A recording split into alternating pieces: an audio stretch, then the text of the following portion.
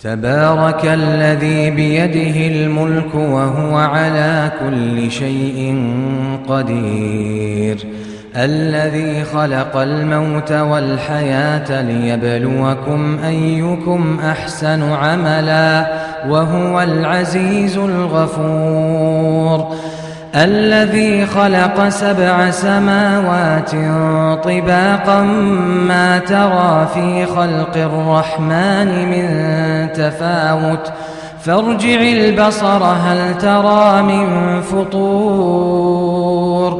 ثم ارجع البصر كرتين ينقلب إليك البصر خاسئا وهو حسير